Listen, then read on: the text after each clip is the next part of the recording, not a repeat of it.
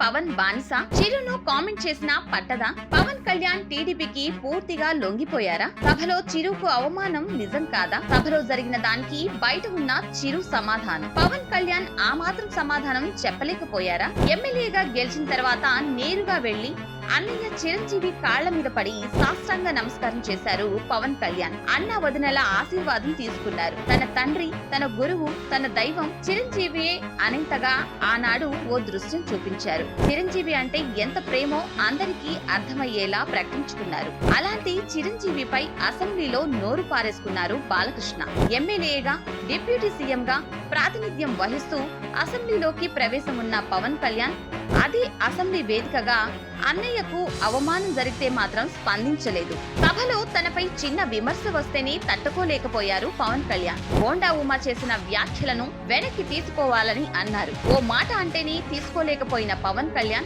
తన అన్నయ్యను అవమానించిన నిశ్శబ్దంగానే ఉన్నారు. గతంలో తన తల్లిని అవమానించారంటూ అంతెత్తున లేచారు పవన్ కళ్యాణ్. సోషల్ మీడియా ద్వారా తన తల్లిపై అసత్య ప్రచారం చేయించింది నారా లోకేష్ అంటూ తెగ ఫైర్ అయ్యారు. మరి బాలకృష్ణ విషయంలో ఏమైపోయింది ఆ ఫైర్? బాలకృష్ణ చేసిన వ్యాఖ్యలు ముమ్మాటికి తప్పేనని టీడీపీకి సపోర్ట్ చేసే వాళ్లే అంటున్నారు. కూటమిలో సరికొత్త చిచ్చు రాజేశారని విరుచుకుపడుతున్నారు. టీడీపీ అంటే వ్యూహాత్మక మౌనం పాటిస్తుంది. మరి పవన్ కళ్యాణ్ కి ఏమొచ్చింది? టీడీపీకి డ్యామేజ్ జరగకూడదని పార్టీ మొత్తం సైలెంట్ గా ఉండిపోయింది. ఆ పార్టీ గురించి బాగానే ఆలోచించుకుంది. మరి జనసేన వెనుకున్నది చిరంజీవి అభిమానులే కదా. వాళ్ల మనోభావాలు దెబ్బతిన్నాయి కదా. వాళ్ల కోసమైనా ఒక ముక్క మాట్లాడాలి కదా. అయినా ఇప్పటిదాకా ఎందుకని మౌనంగా ఉన్నారు? కూటమి కోసమా? కూటమి ఐక్యత కోసమా? అంటే పవన్ కళ్యాణ్ ఒక మాట మాట్లాడితే కూటమి కుప్పకూలిపోతుందా?